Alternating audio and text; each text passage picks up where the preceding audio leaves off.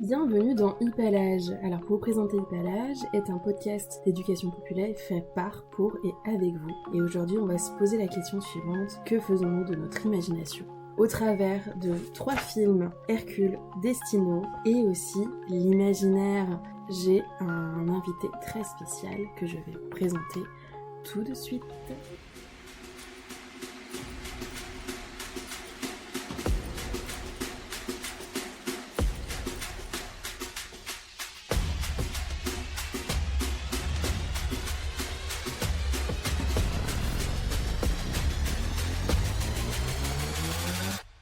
Il était une fois, dans un La Belle et la Bête, une historienne de l'art qui donne plein d'anecdotes pour briller en société. Passionnée de la pédagogie au sein des musées et dotée d'une très grande empathie, avec qui j'aime beaucoup parler cinéma. Elle est la personne parfaite pour parler de notre imagination. Bienvenue Anaïs, comment tu vas ? Bah ça va, très bien, merci de m'accueillir dans ton podcast. Je suis très contente d'être là. Bah, moi je suis très contente que tu sois là aussi. Alors avant de débuter, on a un petit jeu à Hippalage. Je sais pas si tu avais écouté le précédent avec Scarabetti, mais du coup il faut que tu expliques ton parcours en 1 minute, ce qui t'a amené ici quoi. Du coup, ce qui m'amène ici pour parler de notre imagination, ça a été mon parcours. J'ai fait un parcours universitaire en histoire de l'art pour la faire assez simple, plus particulièrement en histoire de l'art contemporaine. Très contemporaine puisque j'ai travaillé sur un artiste qui s'appelle Mark Ryden, qui est américain, qui est toujours en vie, qui pratique toujours et qui justement utilise beaucoup de figures imaginaires dans son travail de peinture. Donc voilà. Ok, bah ça t'a fait pile 1 minute, t'es très forte.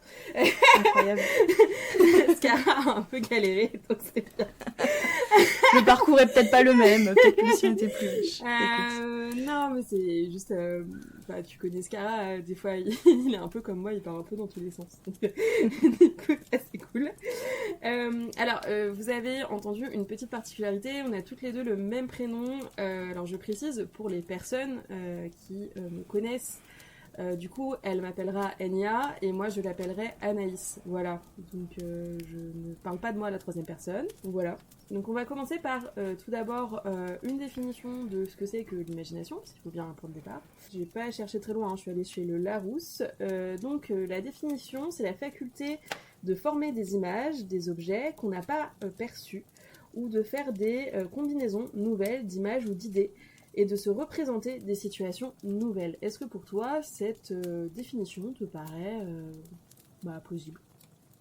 Ah oui, totalement. Je n'aurais pas fait une meilleure définition que celle-là. J'ajouterais peut-être la notion d'invention d'image, mais sinon ça me paraît parfait. Bah, tu vois, moi la question d'invention d'image, je trouve que ça dépend parce que je trouve qu'en fait, ton imaginaire, tu le construis beaucoup avec les images que tu as autour de toi.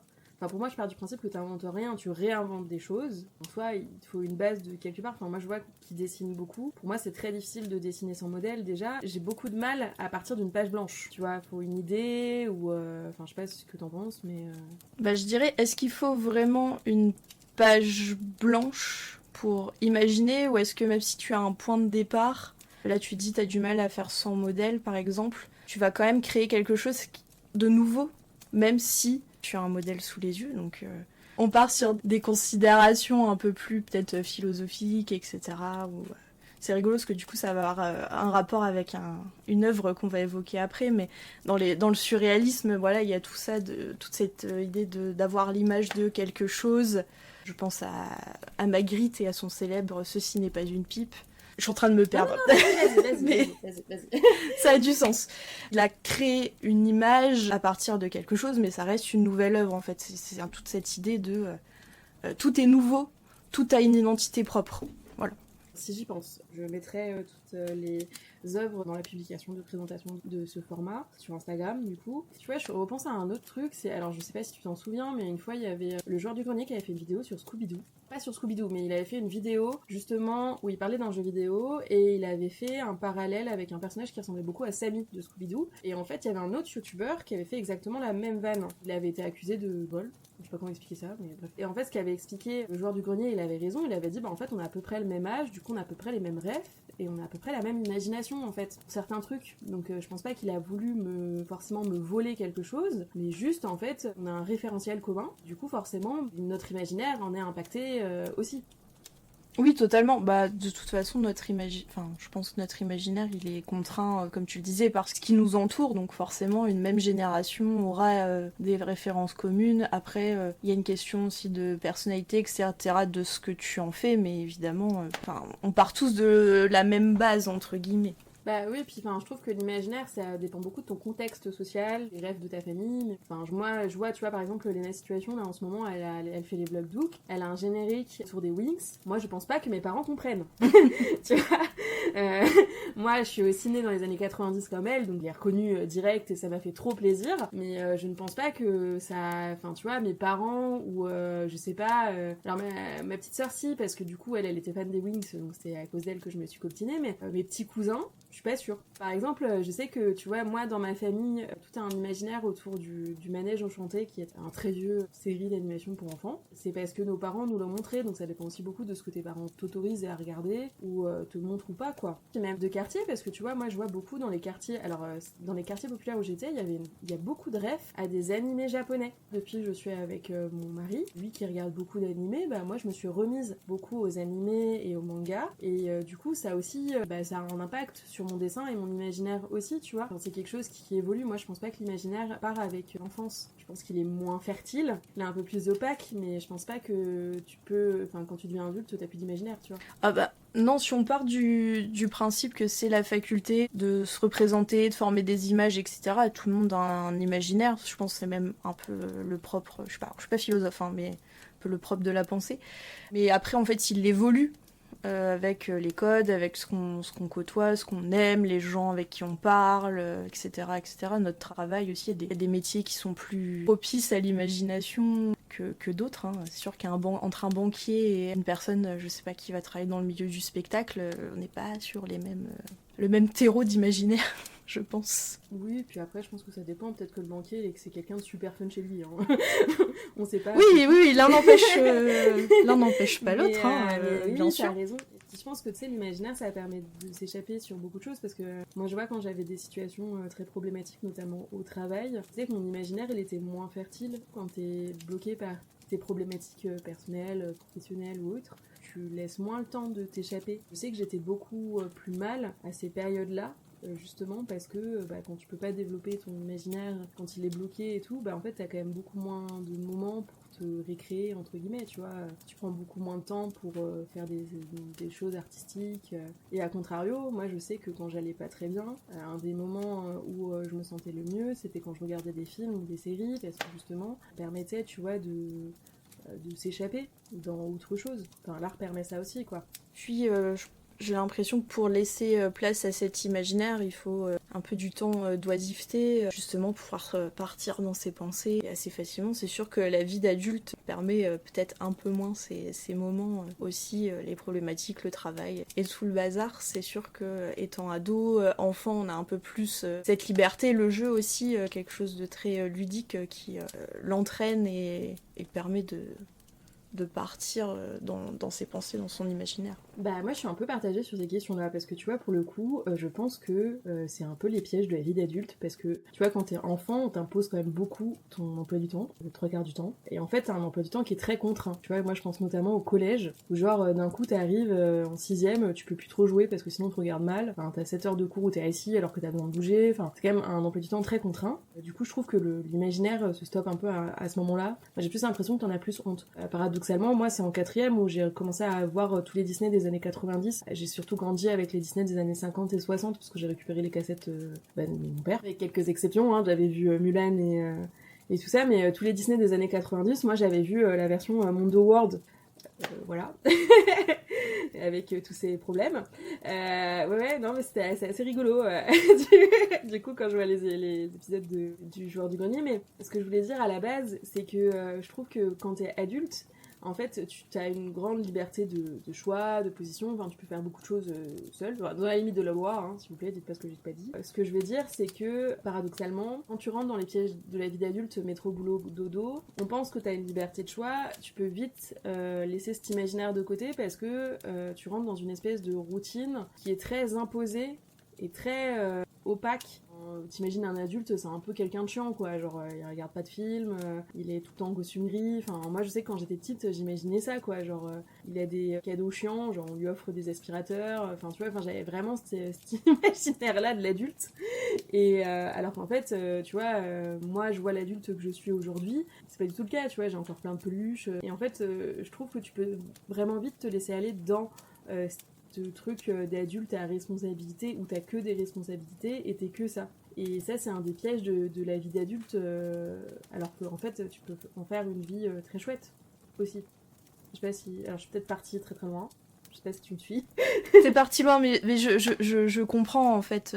On devrait pouvoir se laisser la place, en gros, à cet imaginaire, et puis au final, on peut vite se laisser piéger dans une routine qui nous empêche d'y accéder, enfin d'en profiter ou de le développer. Au-delà de cette vision très grise de l'adulte en costume et qui reçoit des aspirateurs pour son anniversaire, c'est horrible. J'espère que plus personne ne vit comme ça, mais enfin, il y a quand même beaucoup, on a accès à plein de choses malgré tout. Enfin, je pense que c'est pour ça que tu vois, quand tu réfléchis à ce que tu veux être comme personne et pas comme adulte, je trouve que tu deviens une meilleure personne. Enfin, je sais pas si c'est très clair, parce que du coup, tu te laisses un peu de la place à tes passions. Bon, après, moi, je pense que, tu vois, enfin, moi, là, c'est facile de dire ça, j'ai pas d'enfant, je suis à mon compte et tout, tu vois.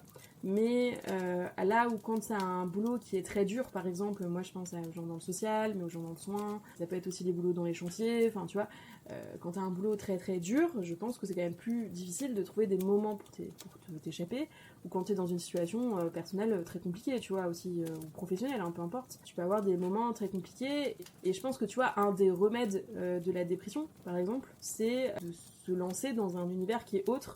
Je trouve que c'est quand même plus difficile dans les années actuelles, parce que, tu vois, par exemple, je sais que dans les années 90 où je suis née, il y avait un environnement qui était quand même extrêmement positif, tu vois, on parlait pas encore de tout ce qui était écologie, il y avait pas cet influx d'informations constant. Début des années 2000 aussi, c'était encore très positif, et en fait, dès que je suis arrivée au lycée, moi je me souviens d'une prof d'anglais qui m'avait sorti, mais de toute façon, vous allez le connaître, que le chômage. Et en fait, là, quand t'es au lycée et qu'on te dit ça, ce que tu te projettes comme plus tard, parce qu'il y a ça aussi, l'imaginaire, c'est de la projection, tu te dis, bah, du coup, je vais avoir une vie de merde. Tu vois ce que je veux dire on a dû avoir la même prof. Ah, voilà, bon, on est d'accord.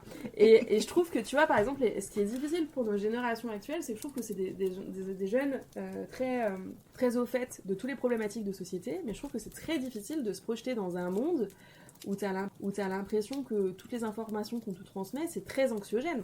Je sais qu'il y a beaucoup de jeunes à l'heure actuelle qui ont beaucoup de mal à se lancer dans le monde du travail.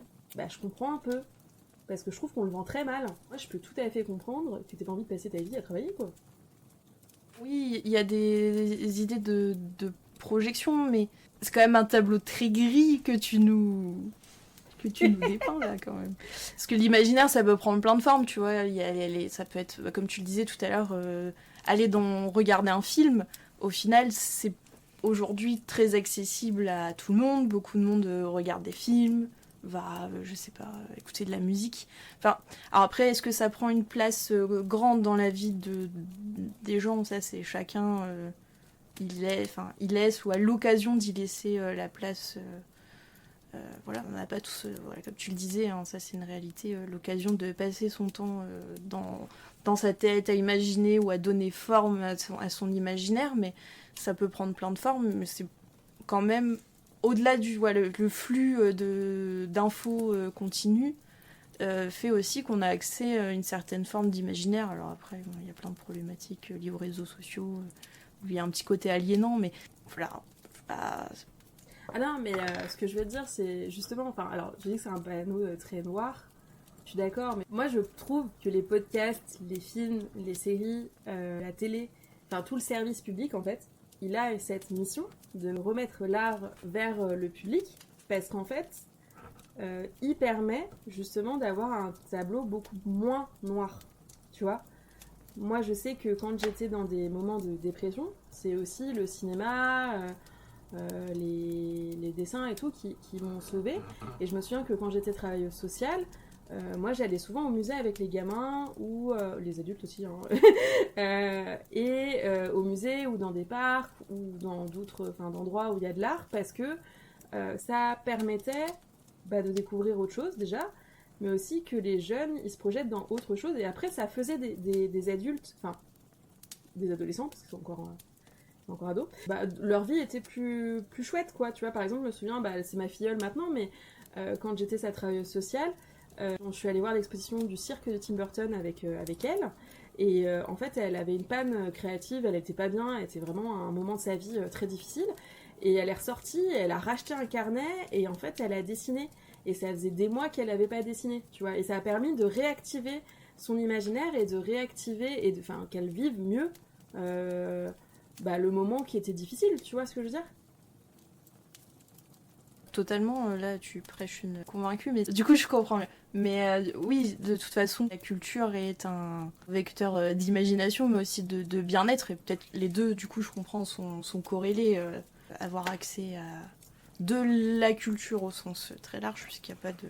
Enfin, je pense qu'il n'y a pas de culture primaire. Moi j'adore les tableaux, mais ça vaut autant que, je sais pas, le foot, tu vois. Enfin, pour moi c'est une culture, c'est kiff-kiff. Ça nourrit l'humain en fait, et c'est sûr que les services publics, ne serait-ce que diffuser des films, etc., ils ont leur part et leur... C'est important, voilà, c'est ça que je voulais dire. C'est pour ça que moi, comme en ce moment il y a beaucoup de remakes, ça me saoule un peu, tu vois. Parce que je trouve que ça stimule un peu moins les gens, pour être honnête. Mais il y a aussi des trucs très chouettes, hein. On va en parler plus loin, hein, mais il y a aussi des choses très très chouettes qui se profilent. Mais c'est pour ça que la question, qu'est-ce qu'on fait de notre imagination, je trouve, a tout son sens. Parce que, en fait, pour moi, si tu proposes pas des choses nouvelles, si tu proposes pas des choses qui bousculent, des choses qui permettent de s'échapper, t'as une réelle responsabilité, je trouve, quand tu fais de l'art. Enfin, on s'en rend pas compte, mais je trouve que t'as une vraie responsabilité parce que ça peut vraiment bouleverser la vie de gens. Totalement, et puis on s'en rend peut-être un peu moins compte ironiquement aujourd'hui, mais l'art en fait il est partout, que ce soit le film, la musique, ou même ne serait-ce que le dessin, la peinture, la sculpture, c'est partout. Ou l'architecture, tout simplement, vous vous baladez en sortant de chez vous, il y a des gestes artistiques absolument partout. Alors je dis pas les grands ensembles d'immeubles tout droit, bon. Ah, les cubes les cubes, les trucs comme ça, enfin, ou même les HLM, etc. On peut remettre en question le geste artistique de l'architecte. Alors je trouve que ça dépend des HLM. Oui, ça dépend. Il y a des HLM, les premiers HLM, moi il y en a dans ma ville. Ils sont vraiment très beaux. Enfin, je crois que c'était des trucs du Corbusier, il me semble. Je me trompe peut-être. Mais du coup, en fait, je trouve que t'as vraiment une vraie réflexion autour de la vie des gens et de comment bien vivre dans un immeuble à loyer non modéré, tu vois. Là, à l'heure actuelle, c'est sûr que c'est des carrés où il y a le pare-banc qui tombe. Donc forcément, c'est pas terrible. Mais les anciens HLM, je trouve qu'ils sont gages de très très bonne qualité, tu vois. Et artistiquement, c'est des choses qui sont très intéressantes. Alors oui, il faut faire la distinction entre les HLM, les premiers, c'était un peu entre guillemets le luxe d'aller y vivre. Il y avait un soin, il y a eu par exemple la cité radieuse du Corbusier, c'est à Marseille, où là il y a vraiment une approche architecturale forte, hein, pensée pour le bien-être, la couleur, les formes, etc. Donc voilà. Après, quand il a fallu en construire beaucoup pour mettre beaucoup de gens, on va pas se mentir, il s'est un petit peu effacé. Mais aujourd'hui, même les bâtiments, que ce soit des HLM ou des gros ensembles d'appartements comme on peut voir, il y a quand même normalement il y a une réflexion. Après, c'est plus là où je dirais il y a un peu de l'architecture un peu technique et l'architecture un peu artistique. Alors, pas faire de distinction d'architecte, d'artiste, etc. Je vais pas remettre ça en question, voilà. Mais il y a des nuances à apporter aussi selon la destination du bâtiment, etc. Le budget aussi, hein, ça joue, hein, évidemment. Si tu as plus de budget à mettre, tu as plus le temps d'imaginer l'ornementation, l'animation de la façade, etc., etc. La couleur de l'escalier, j'en sais rien, mais c'est des trucs techniques, opérationnels qui aussi ont un impact sur l'approche architecturale et artistique des bâtiments qu'on produit, mais voilà. C'est sûr, je suis d'accord avec toi. Tu parlais de l'architecture, mais tu vois, je repensais à Gaudi. Il fait des jardins et tout qui titillent un peu l'œil. C'est un peu le principe. C'est pour ça que j'aime beaucoup le travail de Étoile qui est sur Twitch, parce que lui, du coup, il explique qu'en fait, on est un peu confronté à l'art un peu tout le temps, tu vois, il parle beaucoup de la pub La Laitière, là, qui est en référence au tableau de je sais pas qui. Je sais jamais Werner. son nom, voilà, de Bernard. La jeune fille à la perle. Voilà, et en fait... Non, pas du tout la jeune fille à la perle, non, pardon. C'est la laitière, tout simplement. Oui, c'est vrai. Ça, faut couper. Je rigole. Tu peux laisser Nas, hein, t'inquiète. et oui, mais par exemple, il parlait de ça, et ça, j'aime beaucoup, mais enfin, moi, ce qui m'agace, c'est que je trouve que... Alors, je sais pas si ça a toujours été un peu le cas, et que je m'en rendais pas compte avant, mais en fait, ou si c'est que le cas en France, mais je trouve que t'as tout un truc autour de l'art, où t'as une certaine façon de l'apprécier ou pas. Tu vois, par exemple, alors maintenant ça change beaucoup dans plusieurs musées, ils font attention à être accessible à tous. Je trouve que c'est enfin, des fois très très difficile. Enfin, moi je pense à des gens qui ont d'autres cultures. Je sais que par exemple, moi qui connais un peu la culture tunisienne, là-bas en fait tu peux toucher les œuvres d'art. Quand je suis arrivée avec des personnes tunisiennes qui sont dans ma famille, qui est allée au musée, ils ont commencé à les toucher. Et en fait c'est vu comme un truc horrible en France. Tu vois, parce que ça les abîme et tout machin, mais en fait, c'est tout un truc autour des musées où il faut aussi apprendre comment se comporter dans ces structures-là, quoi. Je sais pas si tu vois ce que je veux dire. Oui, il y a des codes, comme au théâtre, il y a des codes de visite dans les musées qui sont souvent très, très mal expliqués. Alors, c'est pas inné, et c'est pas mis en avant non plus souvent par les structures. Alors, il y a plein de trucs de médiation qui sont mis en place pour comprendre ce que tu regardes. Comprendre ce qu'on te présente dans son contexte historique. Alors après, voilà, chaque lieu est différent et a ses spécificités, etc. Mais sur les codes de visite, de ne pas toucher, etc., pour avoir travaillé, avoir surveillé des expositions dans un château, c'est vrai que c'est pas inné, donc en fait, il faut expliquer aux gens. Donc souvent, tu vas avoir une main qui se tend et qui fait tout sonner, ça carillonne de tous les côtés, alors que la personne a juste tendu sa main, rien touché parce que rien n'est accessible, ou c'est un petit peu appuyé pour mieux observer sur une vitrine. Donc il faut de la pédagogie, mais oui, il y a des codes, comme au cinéma où on parle pas, voilà, dans les musées, en France, en Europe, aux États-Unis, voilà, on ne touche pas, sauf indiqué, et ce qui est parfois contre-intuitif, parce que là je vois pendant mes vacances, je suis allée à la Fondation du Doute à Blois. Alors c'est un lieu qui a été fondé par la municipalité de Blois et l'artiste Ben. Tu sais, souvent on retrouvait ça sur les trousses, les petites phrases sur fond noir et blanc. Donc par Ben, qui est donc dans le mouvement qui était dans le mouvement Fluxus, qui est un mouvement, en gros, pour la faire simple, c'est un mouvement contemporain d'expérimentation. Ça s'appelle Fluxus, je vous invite à regarder, c'est très sympa, il y a beaucoup d'expérimentation musicale, etc., etc. Et donc, par exemple, il y a beaucoup d'œuvres de Ben dans ce lieu, et il y a des œuvres de Ben avec lesquelles on peut interagir. Et personnellement, moi j'ai une vision très... un peu... J'ai les codes du musée, j'ai l'habitude d'y aller, d'aller voir des expos, mais souvent des expos où on ne peut rien toucher. Et dans cette expo, il y a des œuvres avec lesquelles on peut interagir.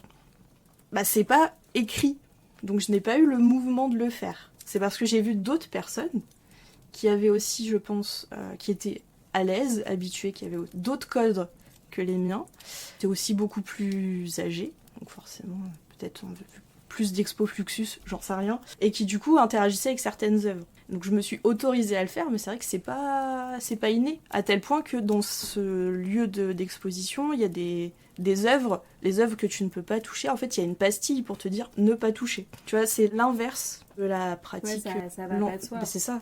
Ouais, c'est sûr, là où il y a peut-être d'autres personnes, ils se sont dit il y a une boîte, évidemment, je vais l'ouvrir, tu vois, instinctivement. Le musée des arts décoratifs, il y a un moment, et je sais que c'est pas le seul, hein, tu vois, mais mon mari, il a ouvert les tiroirs. Et en fait, je lui ai dit, mais non, mais tu peux pas toucher. Il me dit, quoi, c'est pas écrit. Et je lui ai dit, oui, c'est pas con. Et tu vois, je sais qu'il y avait, je sais plus qui, alors je crois que c'était Amine, qui est Amine, un mec sur Twitch. Et il était allé au musée d'art contemporain avec Étoile, il avait touché une sculpture et Étoile, il s'était offensé et tout. Et en fait, c'était pas écrit non plus, tu vois. Après, le propre de la sculpture, c'est que normalement, tu peux, notamment les sculptures, comme on peut voir dans l'espace public, c'est que normalement, tu peux tourner autour, etc., les toucher. Après, dans le musée, ce qui est compliqué, c'est qu'en termes de conservation, si tout le monde touche à tout, c'est déjà que la masse de visiteurs est un problème de conservation en soi. Donc si tout le monde commence à toucher les sculptures, ça se détériore et c'est là qu'est la problématique. Je pense par exemple au Vatican, tu as une sculpture de Saint-Pierre qui est réputée pour exaucer les prières, en gros, j'allais dire les vœux, mais pour le coup c'est plutôt des prières, quand tu touches son pied. Et tu vois que le bronze a été abîmé par des années et des années et des années de gens qui ont posé leurs mains sur son pied en faisant une petite prière, etc. Donc, et ça, t'as plein d'histoires comme ça. Les statues, je crois que c'est en Espagne, de Cristiano Ronaldo, et c'est si tu touches son pénis. Je crois que t'as un truc. Bah, du coup, c'est au Portugal, je pense. Ouais, ah oui, c'est au Portugal, oui, parce qu'il y a une église là-bas. Et, et en fait, du coup, bah, la statue, l'endroit du pénis est devenu tout doré, quoi. Enfin, ça a vachement détérioré la pierre. Et je sais qu'il y a aussi une tombe au cimetière du Père-Lachaise où si en fait tu fais l'amour dessus, je crois, je crois que ton amour est éternel ou un truc comme ça. Et donc du coup, il y a beaucoup de personnes qui tentent. Faire l'amour dessus, c'est pas la tombe de Jim Morrison, mais c'est pas plus une légende, ou peut-être qu'il l'a vraiment dit, de je veux qu'on fasse ça sur ma tombe. C'est pas plutôt, il y a pas une sculpture où c'est pareil, tu touches son sexe et ça t'apporte fécondité, je sais pas quoi, c'est pas plutôt ça? Alors, je sais plus, je sais qu'il y a une tombe où... Enfin, je revérifierai, hein, parce que là, c'est très approximatif. Mais je revérifierai. Je sais qu'il y a une tombe au Père-Lachaise où tu peux faire où des gens font l'amour dessus. Et je sais qu'il y a une statue aussi où, oui, tu dois toucher son sexe comme Cristiano Ronaldo. Dans le sud, au Portugal. Mais dans tous les cas, je trouve ça très particulier de faire l'amour sur une tombe. Je pense que ça ne viendrait pas à l'idée de beaucoup de gens. Mais tu vois, par exemple, je sais qu'à Dijon, une des cathédrales les plus connues, il y a la légende de la chouette, où si tu la touches de la main gauche, tu peux faire un vœu et il se réalise. Et du coup, la chouette ne ressemble plus du tout à une chouette, tellement les gens ont touché. Après, ça fait partie aussi de la vie des œuvres, hein, un peu comme tous les questionnements qu'il y a sur le street art, par exemple. Est-ce que on peut le détériorer ou pas? Les Banksy qui sont décollés, est-ce qu'il faut les sacraliser en mode musée ou pas? Ouais, bah notamment parce que Banksy, je pense que ça sera pas dans un musée public. Donc moi déjà, je trouve qu'il y a une question qui est... parce que j'ai vu une expo de Banksy il y a pas très longtemps et c'est vrai que ça a pas énormément de sens. Alors bon, mes parents ont apprécié parce qu'ils connaissaient pas beaucoup le travail de Banksy et mon mari aussi. Mais tu vois, en fait, c'est quand même un graffeur qui veut faire une œuvre dans les rues pour dénoncer des choses et que ce soit accessible. Donc en faire un musée privé, tu vois, moi ça me questionne un petit peu sur le sens, du coup. Je trouve que ça dénature un peu tout le mystère autour. Ça donne aussi des questionnements sur la place de l'artiste, à quel moment il est vraiment considéré comme artiste avec un grand A, on va dire. Bon, là on s'éloigne un peu de notre sujet de base, mais les musées ont quand même une grosse part dans la validation ou non du statut d'artiste. Alors évidemment, c'est pas le seul biais, mais le fait d'être exposé, etc., c'est un gros facteur sur ta, je vais dire valeur, mais c'est pas... valeur pour le public, on va dire. Voilà. Et l'institution. Ah oui, puis tu vois, on parlait de l'accessibilité. Alors, il y a toute une question autour du contemporain. Parce que je trouve que c'est quand même pas quelque chose qui est très accessible. Et tu vois, je me souviens que j'avais fait une visite avec des jeunes, qui devaient avoir 10 ans, je crois. Et c'était à Chamarande, qui est un château dans le 91 où en fait il y a du contemporain partout. Celui-là, je l'avais visité quand j'étais en 6ème et on s'était fait chier, mais comme des rats morts, hein, franchement. Et, ils nous présentaient, tu vois, plein d'œuvres où en plus, tu vois, t'avais ce truc où... tu te dis, en fait, c'est très difficilement accessible, je trouve, le contemporain par moment. Et par exemple, moi, je sais que j'avais beaucoup aimé, par contre, en 3ème, le devoir d'histoire de l'art qu'on devait faire, parce que justement, on devait expliquer les œuvres, et là, on avait le contexte. Parce que là, à Chamarande, dans mon souvenir, quand j'étais plus jeune, en fait, on nous expliquait ce que la personne voulait dénoncer, mais du coup, déjà, c'est pas très joli. Plus, tu sais, tu te dis, mais ouais, ok, il a mis une échelle là, moi aussi, je peux le faire, tu vois. Enfin, il y a tout un truc autour... comme ça qui te parle pas.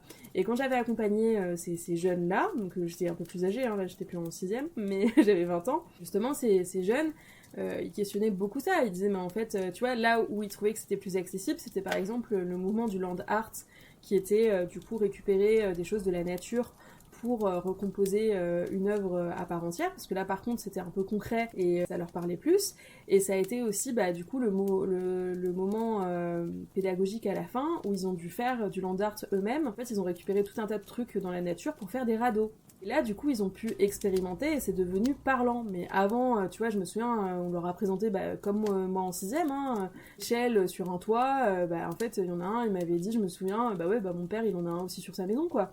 Du coup, ça posait aussi la question de l'accessibilité parce que je trouve que, tu vois, le contemporain, c'est vraiment pas facile à comprendre. Enfin, tu vois, mon mari dit en rigolant, purée, on a un petit trou dans notre rideau, ça ressemble à la solitude. C'est un peu ça des fois, tu vois. Je peux comprendre que tout le monde n'apprécie pas ça. Et moi, je sais que j'apprécie pas tous les contemporains. Enfin, je pense à Klein qui fait juste des tableaux de bleu. Heureusement qu'il y a eu le reportage de Rivenzi pour l'expliquer. Parce que moi, franchement, j'aurais vu ça comme ça dans le musée, je me serais dit, mais on se fout de ma gueule. Bon, après, c'était un peu le principe de son œuvre aussi. C'était aussi de montrer qu'on peut exposer n'importe quoi. Et ça revient beaucoup chez les jeunes ou chez les personnes qui vont pas forcément beaucoup au musée. En fait, c'est pas un rejet de l'art en soi, c'est vraiment un truc de on se fout un peu de notre tronche parce que ça, tout le monde peut le faire. Et moi, je gagne pas des milliers des cents et je suis en capacité de le faire. Tu vois ce que je veux dire ou pas? Oui, je comprends. Alors, sur la question de tout le monde en capacité de le faire, je le comprends, je l'entends tout le temps, pour le coup. En plus, vu que je me suis spécialisée en art contemporain, mon enfant pourrait le faire, etc. Je l'ai entendu. Je vais donner un exemple simple pour se poser cette question. J'ai repris conscience de ça il y a pas longtemps au travail. J'ai un collègue qui est artiste, qui s'appelle Olivier Michel, qui a fait une présentation de son travail, et donc il travaille à partir de dessins au stylo bic, et il fait des formes. Et donc quand il présentait son travail, qu'il l'expliquait, je me suis dit, quand même, tu vois, malgré le bagage, etc., je me suis dit, c'est marrant, ça ressemble beaucoup à ce que je gribouille quand je m'ennuie au travail ou quand je m'ennuie à l'école. Sur le côté de mes feuilles, dans la marge, etc., pendant le cours un peu chiant, ça ressemble beaucoup à ça. Parce que c'est vraiment un trait qui est très libre, au stylo bic, qui donne à avoir des formes qui n'ont pas vraiment de sens. Donc ça, c'est sa pratique, on va dire, de manière très terre-à-terre. Mais en fait, quand il te l'explique, il te dit, voilà, moi ce qui m'intéresse dans ce travail, c'est à faire des fleurs. J'ai l'impression d'y voir des plants. J'ai l'impression d'y voir de la végétation, etc. Et effectivement, quand il te donne cette explication, tu comprends que moi, quand je gribouille sur mes feuilles, je ne mets pas de sens dans ce que je fais. Juste, je gribouille. De temps en temps, ça fait des petits dessins, mais ça s'arrête là. Lui, sa pratique, c'est vraiment de travailler autour de ces dessins libres et de voir ce à quoi ça va le faire penser. Et en fait, c'est la question de l'artiste, pour le coup, c'est le sens qu'il met dans son geste. L'histoire de... Alors, je sais pas l'œuvre en question, mais l'histoire de l'échelle contre le mur, c'est le sens que tu mets derrière. Ton père, il va poser une échelle contre un mur. Il a posé une échelle contre un mur, point. L'artiste, il a pris une échelle. Il l'a posée contre un mur. Il s'est dit, voilà, ça me fait penser à ça, et j'ai envie de faire passer ce message. Alors certes, c'est peut-être un peu abstrait, mais c'est aussi, voilà, le sens, le message que tu mets dedans. Et après, l'art contemporain, c'est moins accessible. Certes, je pense aussi que c'est impressionnant parce que il y a un côté très sacralisé, les murs blancs, les galeries, les machins. Et l'art contemporain, on peut en avoir autour de nous. Je pense par exemple à Space Invader, là, avec ses petits trucs à flasher.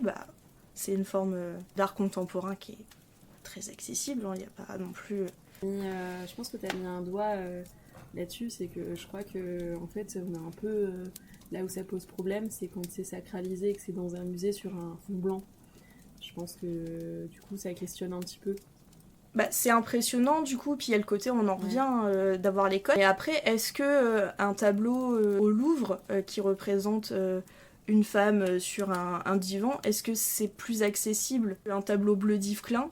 Je suis pas sûre au final, parce que certes c'est plus visuel, donc tu peux te raccrocher plus facilement à des choses, mais est-ce que tu vas forcément comprendre qu'elle a été représentée de telle manière, avec tel objet, pour véhiculer tel message? En fait, tout est impressionnant. Après, on peut prendre l'œuvre en mode, juste je regarde, c'est une femme sur un divan, je trouve ça très beau.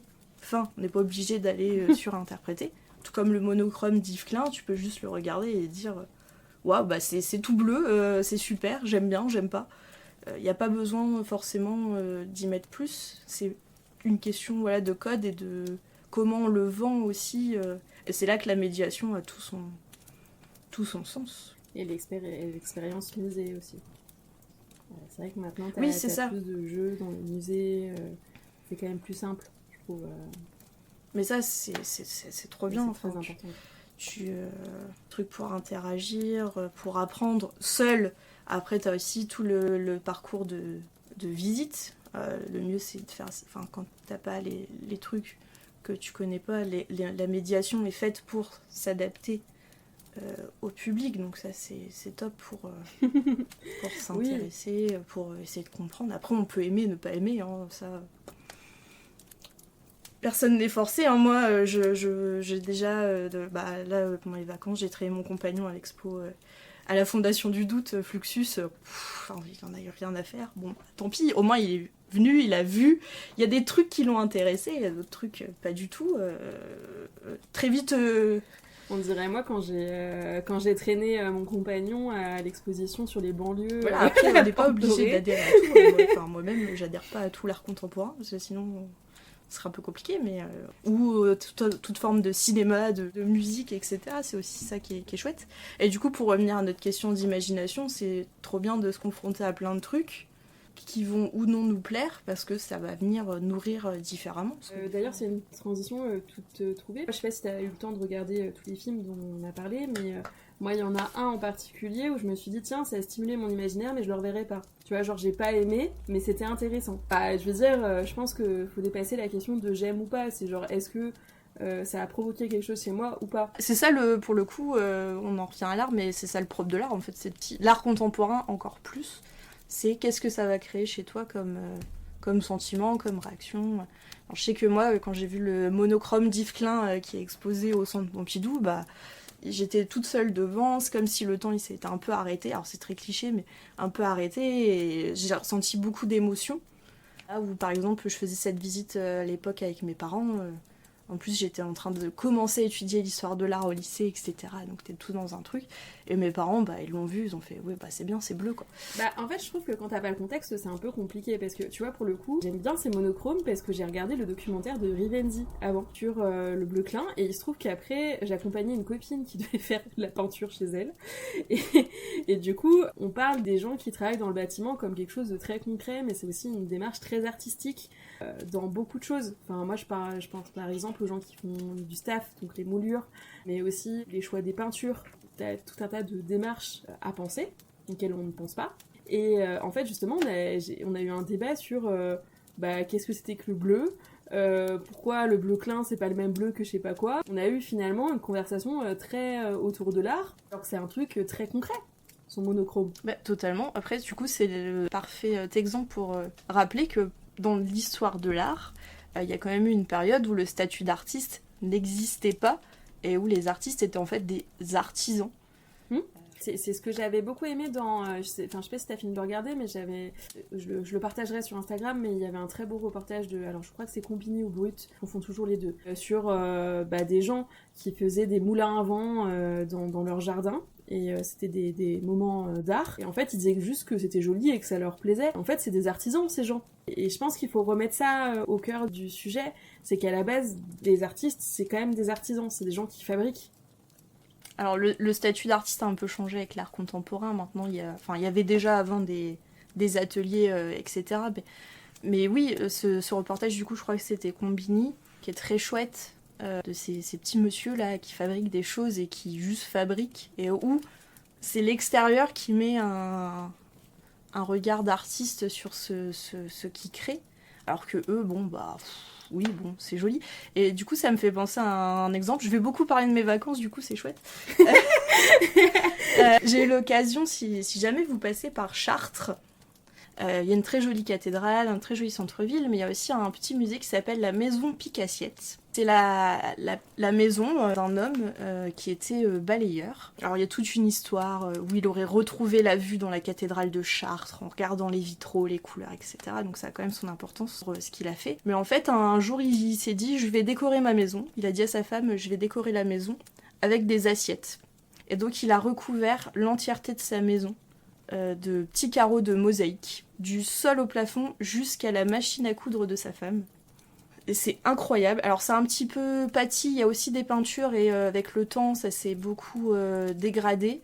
Je pense que ça n'a pas été restauré, donc en fait il y a beaucoup de peintures qui sont parties, mais il y a toujours les carreaux de mosaïque qui sont toujours en place. Et c'est assez impressionnant, et donc en fait cet homme, il avait pas du tout, il s'est pas dit je suis un artiste, je vais recouvrir ma maison du sol au plafond. C'est vraiment un homme dans son coin, il s'est dit je vais décorer. Sa femme elle a dit ok fais, parce que par exemple tu vois sa femme était veuve et avait 3 enfants, il l'a épousée comme ça, donc je vais pas le contredire, il fait sa vie, il fait ce qu'il veut de la maison. C'est déjà super sympa de habiter par contre.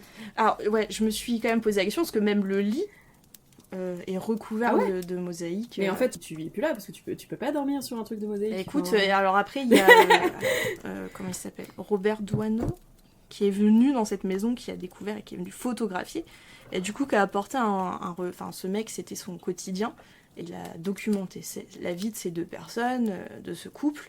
Et il a mis un regard artistique dessus. Aujourd'hui, ça se visite comme un petit musée, mais c'est très sympa. Et là, pour le coup, c'est vraiment de... Enfin, les limites entre... C'est nous qui mettons un regard d'artiste, mais lui, c'est un artisan, tu vois. Mais un artisan artiste, je sais pas si on peut créer un nouveau statut. C'est pratique. Enfin, tu vois, moi, je me souviens de mon grand-père qui a créé un banc tout seul. Alors moi, déjà, en fait, je m'étais jamais posé la question de comment on fait un banc avant de voir faire un banc. Il avait mis tout un tas de barreaux au niveau de l'assise. Bah, tu sais, il a voulu faire les bancs publics, tout est recouvert de bois. Ça prend vraiment la forme du corps. Et donc, du coup, il a tout bien commencé en faisant le bassin et tout. Puis après, il a pas continué, en fait, il a juste mis une barre en haut.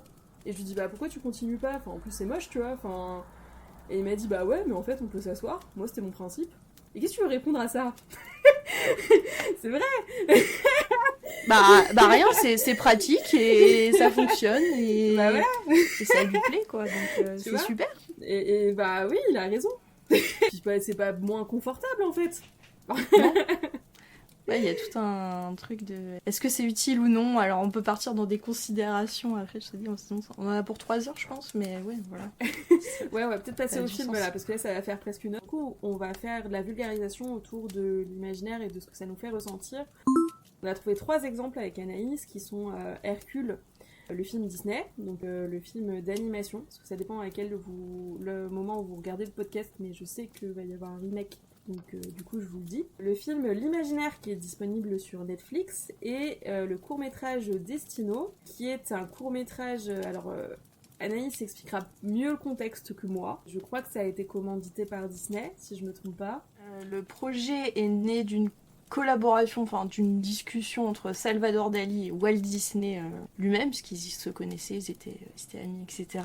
Le projet est tombé aux oubliettes et a été réactualisé par le studio Disney France, je crois à Montreuil, en 2003, où ils ont pris les esquisses, etc. Ils ont vraiment donné vie au projet. Donc c'est un travail sur 2 temporalités, Mais du coup, moi, je l'ai pas trouvé sur Disney+, je l'ai trouvé sur YouTube. Donc, oui, il est pas sur Disney+, je ne sais pas pourquoi. Oui, j'avoue que ça m'a un peu intriguée, parce que moi, du coup, de premier abord, je me suis dit, tiens, il va être sur Disney+, puisque c'est un court-métrage Disney. Donc, du coup, vous pouvez le trouver très facilement sur YouTube, c'est gratuit. Ouais. Donc, voilà. Je pense qu'on pourrait commencer par celui-là. Je te laisse expliquer ce que c'était, parce que moi, je connaissais pas. Je l'ai vu, hein, mais du coup, pour le podcast, mais je l'ai vu lundi soir, mais du coup, je te laisse expliquer. Du coup, comme je disais, donc c'est une collaboration à la base entre Salvador Dali, donc artiste du mouvement surréaliste, et Walt Disney, où ils se sont dit qu'ils allaient, alors je vais faire simple, faire un projet commun. Donc il y a eu tout un tas d'esquisses, etc., imaginées, d'échanges. Il y a un super livre qui est un petit peu dur à trouver, mais qui documente ça. Alors j'ai regardé tout à l'heure, il est très cher sur Amazon, qui évidemment n'est plus édité, comme plein de livres sur Disney. Donc il y a plein de spéculations dessus, mais donc il y a un livre qui existe. Donc ce projet est un peu tombé aux oubliettes parce que c'était très expérimental et ça coûtait de l'argent, parce que ça a été initié en 1945. Donc c'est tombé aux oubliettes. Dans les années 90, le frère de Walt Disney s'est dit qu'il fallait faire quelque chose de ce projet. Ça a été un petit peu déterré. Et c'est finalement en 2003 que le court-métrage est finalisé par de nouvelles équipes, qui ont donc repris le terreau de base imaginé par Dali, les esquisses, etc., et qui ont donné vie au projet. C'est un court-métrage qui dure 6 minutes. peut-être un peu difficile, expérimental, très difficile à trouver, mais après ça rentre dans le courant surréaliste, hein, donc ça reprend beaucoup d'images de Salvador Dali. Mais pour simplifier l'histoire, c'est une jeune femme qui tombe amoureuse de Chronos, donc le temps, et c'est donc dans un monde un peu onirique qu'on va suivre cette jeune femme qui tente d'approcher son amour, mais qui sont finalement séparés. En fait, c'est toute une question de la fatalité du temps. L'amour subit aussi les affres du temps. Enfin, voilà. Je pense que c'est un court-métrage, on peut en parler pendant facile 4-5 heures. C'est pas le but. Et du coup, ça nous emmène complètement dans un univers onirique et, pour le coup, imaginaire. Du coup, c'est pour ça que tu l'as choisi pour illustrer cette thématique dont on est en train de blablater depuis 55 minutes. Oui, et puis j'avoue qu'un peu égoïstement, c'est un court-métrage que j'adore, que j'ai découvert au lycée en cours d'histoire de l'art, et c'est peut-être la seule chose que je retiens de mes 2 années d'histoire de l'art au lycée, donc c'est pas mal. C'est la seule chose que m'aurait apporté cette prof. Désolée. On peut pas faire cours sur Wikipédia, n'en avoir rien à faire et apporter des choses à ses élèves. Mais c'est un autre débat. Les cours d'histoire de l'art au lycée, c'est un peu...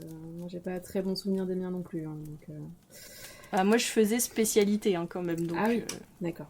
En théorie, devait y avoir un petit niveau. En théorie. Ce que j'ai trouvé très bien, moi, quand j'étais au collège, c'était... tu vois, justement, j'en parlais, mais on avait un projet histoire de l'art pour valider le brevet, et je trouve ça très dommage que ce soit annulé, parce que je trouvais que ça confrontait les gens à l'art, et moi ça m'avait vraiment permis de m'épanouir, et ça m'a... Enfin ouais, d'ailleurs c'était j'étais en décrochage scolaire à l'époque, et c'est une des seules fois où j'avais eu 18 ans, donc j'étais un peu contente, pour être honnête. Ouais, merci. Mais en fait, ce que je veux dire, alors moi je l'ai vu, alors moi j'ai la particularité de ne pas apprécier Dali. Alors, je suis pas une grande fan non plus. Voilà, je crois que t'es une des seules personnes qui me le dit, parce qu'à chaque fois ça étonne. Mais moi je suis pas, j'ai beaucoup de mal avec sa perception des choses, c'est quelque chose que je ne comprends pas. Je crois que quand il m'a été présenté la première fois, j'étais ado, et en fait, il y a une galerie à Montmartre, et en fait ils exposent juste ses œuvres sans contexte, et je trouve que si Dali t'enlève le contexte, bah tu comprends encore plus rien, et ça te parle encore moins, notamment quand t'es ado et que t'es assez hermétique à tout ça. Par contre, il y a un musée, et le musée Dali à Figueres, qui est en Espagne, lui, il met bien ses œuvres en contexte et tout, et donc du coup, même si il rend son art assez accessible, et j'ai un peu ressenti la même chose quand j'ai vu son court-métrage, c'est-à-dire que ça mettait en image ses œuvres à lui, et du coup, ça les rendait un peu concrètes. Le mouvement, peut-être, qui rend ça plus, du coup, plus vivant, et la musique, et t'es emmené vraiment. Ils ont bien fait d'en faire un court-métrage. Je trouvais pas plus long. Oui, non, ça suffit amplement. Mais oui, t'as raison, du coup, pardon, je t'ai coupé, mais t'es emmené, t'es embarqué avec eux, quoi. Ça, puis les mouvements l'animation du court-métrage est quand même très fluide. La jeune danseuse est hyper... Il y a beaucoup d'arrondis. Moi, elle m'a fait un peu penser à Esmeralda, tu vois, il y avait un petit côté dans la sensualité. Il y avait des mouvements un peu Megara, Esmeralda, enfin, oui. J'ai beaucoup... Dans l'animation, je trouvais que c'était assez proche. Oui, de toute façon, il y a toute une thématique sur le désir, et pour le coup, Megara et Esmeralda, chez Disney, c'est quand même des personnages qui sont désirés et désirables et rendus comme ça très sensuels. Ça m'a un peu fait penser, tu vois, à des passages dans le film Fantasia, parce que, tu sais, alors il y a le passage où il parle de la déesse du printemps, Perséphone, et où elle est un peu montrée, tu vois, un peu ingénue, comme le personnage dans Destino, enfin le personnage féminin. Ça m'a un peu beaucoup fait penser à ça, parce que je me suis dit, tiens, j'ai l'impression de retrouver un petit peu cette patte-là, de comment est présentée une femme comme désirée, quoi. Il y aurait peut-être alors j'avoue que j'ai pas poussé la question jusque-là, mais regardez qui a animé le court-métrage ou a travaillé dessus. Alors je sais que, comment il s'appelle, John Hench a bossé dessus. Je sais pas sur quel autre film Disney il a pu bosser. Il a bossé sur Fantasia. Voilà. Je suis en train de regarder en même temps. Il a bossé sur le scénario de Destino, okay, apparemment, simplement, mais il a aussi bossé sur les décors de Fantasia. Il a bossé sur la boîte à musique, Cendrillon, etc. Nous avons trouvé un lien, c'était pas fait exprès, mais... En tant que directeur artistique de la Walt Disney Company, il y a forcément... Puis le fait de travailler dans la même société, forcément, ça t'influence aussi sur l'esthétique. Ouais, mais tu vois, moi ce que j'ai trouvé ça cool dans ce court-métrage, j'ai l'impression que c'est un peu les derniers lieux où les studios Disney et Pixar peuvent vraiment expérimenter, enfin les animateurs peuvent vraiment expérimenter. Et je trouve que c'est bien d'expérimenter, c'est comme ça que tu deviens un artiste avec des œuvres très chouettes, tu vois. Et là, ça faisait très longtemps que j'avais pas vu un court-métrage ou un film Disney qui m'avait bousculé. Bah là, oui, c'était totalement un projet... Enfin, la preuve, il est même pas sur Disney+. Après, il a été présenté dans plein de festivals, donc c'est aussi le but de montrer ce qu'on peut et ce qu'on sait faire, ce qu'on a envie de faire. Mais oui, je comprends ce que tu veux dire, le manque d'imagination. Je comprends pas pourquoi c'est pas plus mis en avant, en fait, parce que moi je le connaissais pas. Et au final, c'est quand même une œuvre qui a été faite au départ par Dali et Walt Disney. Enfin, tu vois, c'est de l'or en barre. Voilà. Du coup, c'est tellement pas mis en avant que je crois que dans l'expo Disney 100, ils en parlent même pas. Non, je l'ai vu et en effet, ils en ont pas parlé. Alors, Il y a très peu d'évocations des courts-métrages dans l'exposition Disney 100. Enfin, moi, j'ai fait une review de cette exposition sur... vous pouvez la trouver sur mon Instagram. Elle est très bien faite. Alors, pour le coup, elle rend vachement l'art accessible, je trouve, parce que t'as plein d'endroits où tu peux toucher, il y a plein de jeux. Enfin, franchement, ils ont mis l'argent et ça se voit. C'est bien fait. C'est vraiment bien fait. Je trouve qu'ils ont pris un peu des libertés narratives autour du sujet de Walt Disney, tu vois, et ils ont volontairement un peu... éviter certains sujets. Oui, on raconte l'histoire qu'on a envie de raconter. Voilà, c'est ça. Par contre, bah voilà, c'est pour créer un imaginaire autour de Walt Disney. Écoute, moi je m'y attendais un petit peu, mais bon, du coup, je crois qu'elle est encore, elle finit en octobre cette exposition. Donc si vous y retournez, voilà, faites attention à ça et soyez un peu critique par rapport à ce qu'on vous présente. Mais les sujets autour de la décoration des films, de la création des films, de la musique aussi, il y a toute une partie sur la musique est très intéressante. Moi, ça faisait longtemps que j'avais pas eu une expérience Disney intéressante parce que je trouve que voilà, enfin, on nous réchauffe un peu toujours le même plat depuis quelques années. C'est un peu le problème que j'ai avec Disney et c'est pour ça que je m'en suis quand même beaucoup éloignée ces dernières années. Enfin, il n'y a pas de partie sur les courts-métrages, j'avais trouvé ça assez dommage, pour être honnête. Alors, il y avait plein de Robin des Bois partout, donc j'étais quand même contente, parce qu'il n'est pas souvent mis en avant, Robin des Bois. Mais par contre, c'est vrai que la partie court-métrage n'était pas mise en avant, et mettait surtout en avant les grands films. Enfin, ce que j'appelle grands films, entre guillemets, c'est vraiment les longs métrages. C'était même en avant les remakes, mais il n'y avait pas de partie avec les courts-métrages, quoi. Et je trouvais ça vraiment dommage, parce que... Alors, c'est un court-métrage Pixar, mais moi, je repense beaucoup à Bao, oui. Qui est l'histoire d'une brioche... et qui est adorable, enfin, où il y a plein de courts-métrages comme ça, qui sont très intéressants, et c'est vrai que j'ai trouvé ça dommage qu'ils fassent pas une salle consacrée à ça, quoi. Parce que ça s'y prêtait. Alors, de mémoire, dans l'expo, ils parlent des courts-métrages, mais les premiers, les Silly Symphony et compagnie, c'est les premières salles. Oui, mais ceux-là, ils sont oui, c'est les débuts de la carrière. Ça, ils sont un peu obligés d'en parler, c'était avant Blanche-Neige, quoi, donc... Après, je comprends, par exemple, Destino, ils en ont peut-être pas parlé, parce que quand ça s'est finalisé, Walt Disney n'était plus là. Donc, et Salvador Dali non plus, en fait. Ouais, mais tu vois, il y a plein de films où ils en ont parlé, et c'était des idées de Walt Disney qui ont été faites plus tard. Je crois que c'est le cas de, si je me trompe pas, de La Belle au Bois dormant. Et ils le disent, tu vois, que c'est une idée de Walt Disney, c'est mis en avant. Là, c'est quand même une pépite, ça, tu vois, de faire un court-métrage imaginé et en partie travaillé par Dali et Walt Disney. Enfin, c'est quand même con de pas mettre des trucs en avant, quoi. C'est des gens qui sont connus tous les deux internationalement, quand même. Je sais pas quel est le rapport de la Walt Disney Company avec ce projet. Est-ce qu'ils ont pas envie d'en parler? Ou après, malheureusement, faut faire des choix aussi. L'expo est déjà... Ah ouais, non, c'est vrai. Par contre, on y est resté 2 heures. Ouais, elle est très grande. Alors, c'est très intéressant, mais c'est long.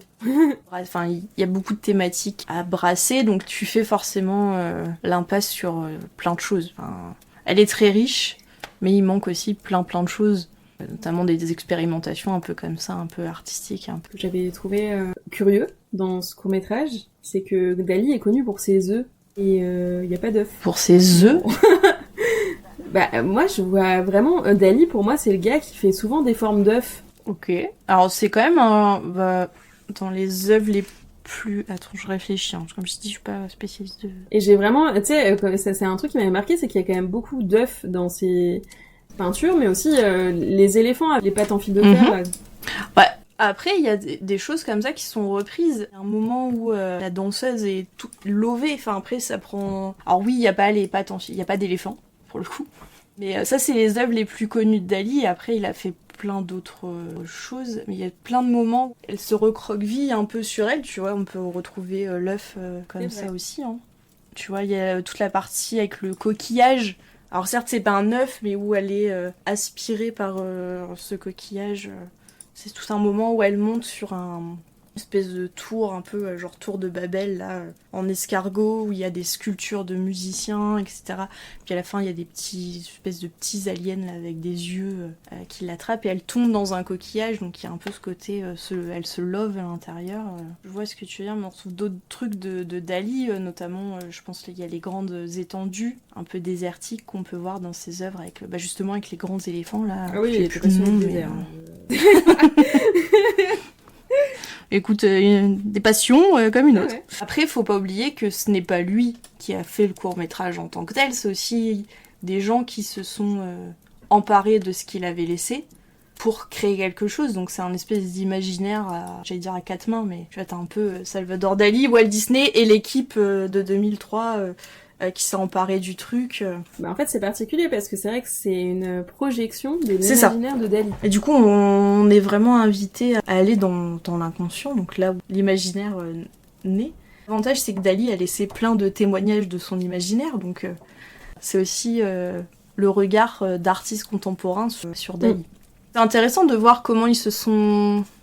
tu vois, si on est plus loin dans la question de l'imaginaire, comment ils se sont appropriés cet imaginaire pour façonner le leur pour la création de ce court-métrage. Comment ils se sont glissés dans sa tête un petit peu. C'est vrai que c'est intéressant parce que c'est vraiment comment tu te réappropries l'œuvre de quelqu'un d'autre et que tu la fais vivre à titre posthume. C'est pas si courant que ça.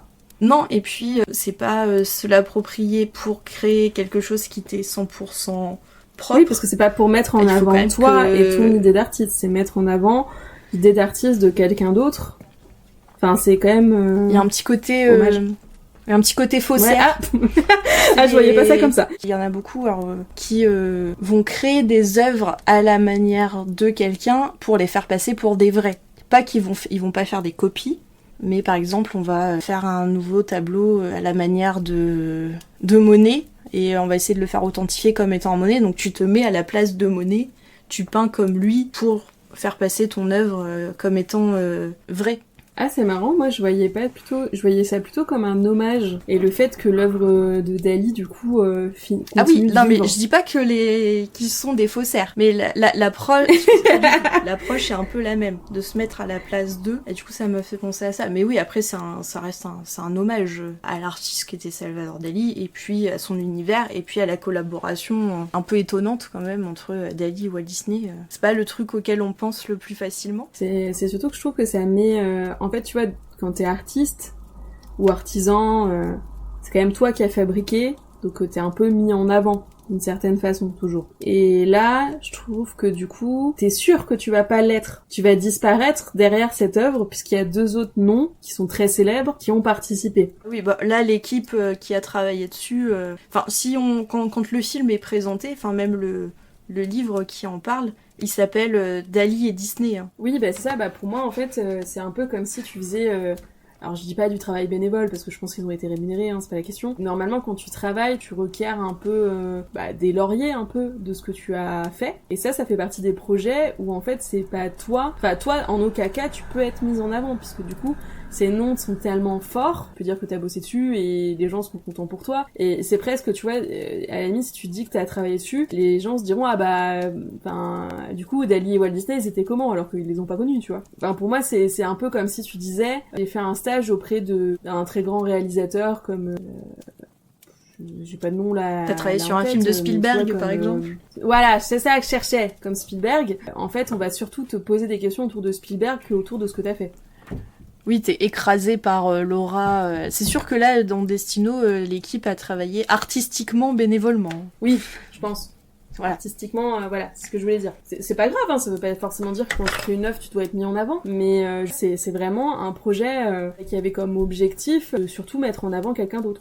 Bah, c'est d'autant plus vrai aussi quand tu travailles du coup pour des sociétés comme Disney. Hein, c'est tout bête, mais tu le vois dans les parcs, par exemple, t'as certains imagineurs qui sont beaucoup mis en avant. Je pense notamment à ceux qui sont mis en avant dans la série documentaire là, sur Disney+. T'as des noms qui sont très connus, qui ont une existence en tant que propre en tant qu'artistes. Tu en as d'autres aussi où ils travaillent, ils œuvrent, mais on les connaît pas. ils sont pas forcément mis en avant non plus. En tant qu'artistes, ils existent, mais ils sont pas défaits de l'identité Disney, et parfois Disney présente des œuvres, on ne sait pas qui l'a faite. En fait, la personne qui l'a faite n'est pas mise en avant. Je pense par exemple, la dernière fois, j'avais fait des recherches sur Jim Michelson qui a fait des affiches pour Main Street à Disneyland Paris. En cherchant des infos sur ce monsieur, son parcours, etc., j'ai trouvé très peu d'infos parce que du coup, il est connu parce qu'il a travaillé pour la Walt Disney Company, mais en tant qu'artiste, on va dire individuellement, étant donné qu'il travaille dans une grosse société, ce qu'il produit ne lui appartient pas vraiment, donc en fait, il y a tout un truc de c'est compliqué d'avoir des infos, etc. Donc tu œuvres pour quelque chose qui ne t'appartient pas non plus, là où un artiste indépendant va faire son propre travail, va être à son compte, va vraiment travailler en son nom pour lui-même. Là où dans des films, etc., tu travailles aussi pour le compte de quelqu'un d'autre. C'est vrai. Alors du coup, moi je te propose qu'on passe au prochain qui est Hercule, donc le film de Disney. Alors celui-là pour le coup c'est un film qui est dispo sur Disney+. Alors pour la petite anecdote et le complément, dans le La Belle et la Bête, alors moi j'en fais plus partie, mais j'avais participé à un music box autour de Hercule avec Max, qui est très bien fait, donc moi c'est à cette occasion-là que je l'avais revu. Pour être honnête, j'avais été assez déçue de mon visionnage. C'est Anaïs qui a proposé ce film pour une raison très intéressante. Pour rappel, Hercule c'est l'histoire du fils, alors dans le film, parce que historiquement on en reviendra, mais il y a quand même beaucoup de largesse. Héra et Zeus qui a été capturé par Hadès et ses sbires, et en fait dans le but de buter, tout simplement. Et sauf qu'en fait le poison qu'il donne au gamin, il se trouve que il lui donne pas la dernière goutte, donc Hercule reste toujours un homme extrêmement fort, et du coup on le suit 15 ans plus tard. Bon, j'irai pas plus loin, à part si tu vois rajouter quelque chose. Non, sur le pitch, on est pas mal.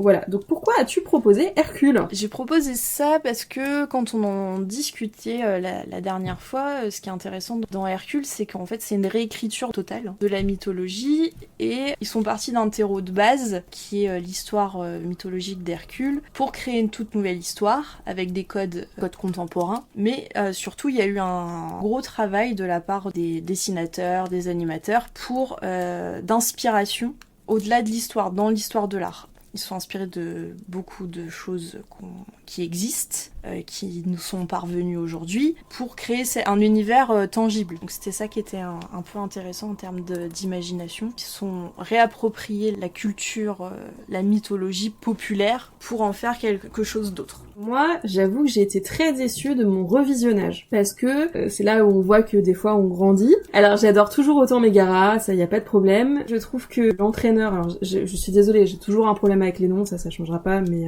l'entraîneur de Hercule, Phil, je trouve que les blagues ont très très mal vieilli, c'est extrêmement border. Et au-delà de ça, il y avait quand même beaucoup de références américaines plus que grecques. Il y a tout un rapport avec notamment le merch. Je trouvais que c'était très américanisant en fait comme version grecque. J'avais un peu l'impression de touristes qui vont visiter la Grèce. Enfin, je sais pas comment expliquer, mais je trouvais qu'il y avait un truc de récupération culturelle et que ça rendait pas spécialement hommage à la Grèce. C'est la réflexion que je me suis faite là où, contrairement à Moana, pour le coup, j'ai fait mes études avec quelqu'un qui venait de Nouvelle-Kanaki, donc qui est, enfin pas Nouvelle-Kanaki, de Kanaki, du coup, et ont à peu près les mêmes traditions que, c'est plus le pays de Moana, mais du coup, ils s'étaient beaucoup reconnus dedans, par exemple. Je pense que l'approche est pas la même aussi. Là, dans Vaiana, le but est de rendre hommage, de mettre en lumière une culture. Dans Hercule, le but est de raconter une histoire et de lui donner un contexte un peu tangible, un peu véridique, tout en lui donnant une toute nouvelle tournure et une toute nouvelle histoire. Je suis pas sûre que le but était de représenter la culture grecque. Alors après, l'époque, pas la même aussi, les considérations pas les mêmes. Et après, on s'en rend pas compte, mais le film Hercule rend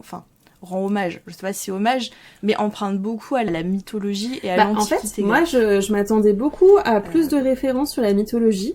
Alors il y en a, je dis pas qu'il y en a pas. Truc tout con, moi j'adore les chansons, y a pas de problème. Mais on va pas dire que le gospel c'est grec. Après, tu vois là, c'est pour ça que je te dis que je pense que l'approche était pas du tout la même. Le but c'est de l'ancrer quelque part et de créer pour le coup un nouvel univers qui du coup va mixer la mythologie et la culture américaine en schématisant, mais il y a des inspirations, il y a des citations qui sont quand même présentes, qui sont plus ou moins discrètes. Après on parle quand même d'une histoire qui à la base est un conte, enfin une légende. monde, donc je pense que l'approche est vraiment pas la même et l'objectif non plus. Après oui, ça aurait été très chouette d'avoir un truc un peu véridique.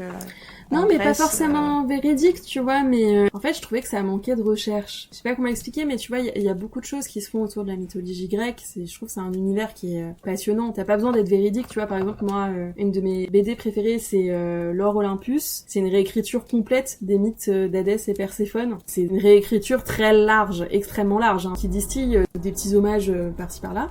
Je trouve qu'ils sont vraiment bien mis en hommage le terreau qu'ils ont de base. J'ai l'impression qu'ils connaissent très très bien leur sujet et qu'en fait, du sujet qui est connu, ils ont créé une histoire qui est très différente, mais tu sens qu'ils connaissent très bien le sujet. Là, j'avais vraiment la vision d'un film où c'est la vision américaine d'une histoire qui se passe supposément en Grèce, tu vois. Je vois ce que tu veux dire, mais pour le coup, je suis pas d'accord. Je pense qu'ils connaissent, qu'ils ont vraiment... Enfin, on sait, en Disney, ils font toujours beaucoup de recherches sur les cultures, et enfin, etc. Je pense que vraiment, ils savaient de quoi ils partaient. Pour preuve, je vois la scène d'ouverture d'Hercule, donc l'espèce de salle un peu musée où il y a toutes ces sculptures. Ce ne sont que des citations de sculptures qui ont été retrouvées, qui existent, que vous pouvez trouver dans des musées. Ce ne sont que des choses qui existent.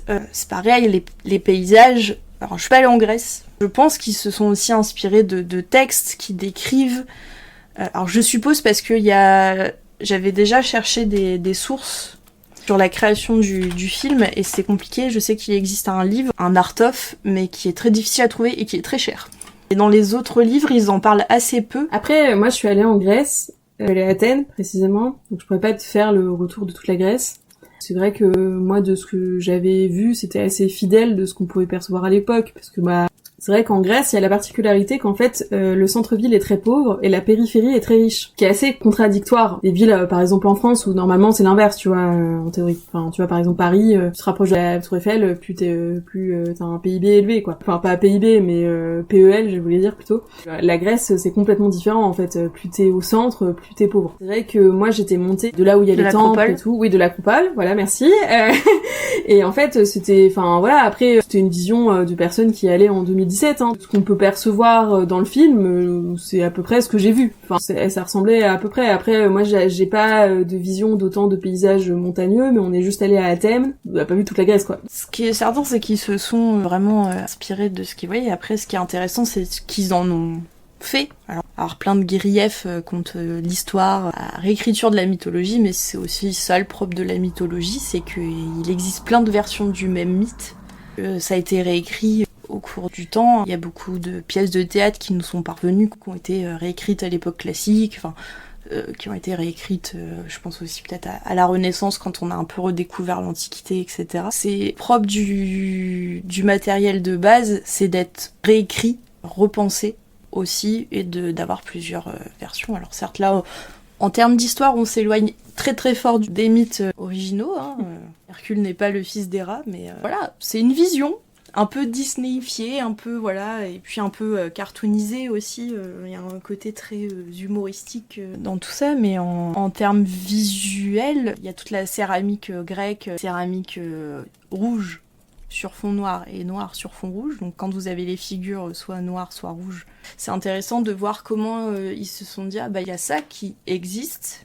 On a des centaines et des milliers, je pense, de tessons de céramique. Alors, elles n'étaient pas toutes décorées, évidemment, mais de voir qu'il y avait quand même une production de masse de la céramique en Antiquité, puisque c'était comme ça qu'on conservait les aliments, etc. Mais quand je dis de masse, c'est de masse. Si un jour vous avez la chance d'aller à Rome, sur le forum romain, que vous le visitez, si vous vous éloignez un petit peu, que vous montez, il y a littéralement des caisses remplies de tessons de céramique abandonnés là depuis les années 90. Il y en a tellement qu'on ne sait pas quoi en faire. Non, sérieux ? Je te jure. Il y a des caisses qui sont... ça m'avait marqué, du coup, je suis allée l'année dernière. Il y a des caisses qui sont estampillées 1998 et qui n'ont pas bougé. Il y a eu une production dans l'Antiquité tellement colossale de céramique qu'on ne sait plus quoi en faire. Donc là, ce qui est rigolo dans le Disney, c'est que certes, c'est des céramiques qui sont toutes décorées, on les voit décorées à la chaîne, donc c'est très américanisé, très actualisé. Mais ça colle quand même un petit peu à ce qui se passait à l'époque. Donc tu décorais pas tout, mais il y en avait beaucoup qui étaient produites quand même. Et donc là c'est rigolo de voir comment ils s'emparent de ce fait et qu'ils le réactualisent, on va dire, dans ce monde qu'ils sont en train de nous présenter, en fait, qu'ils ont pensé.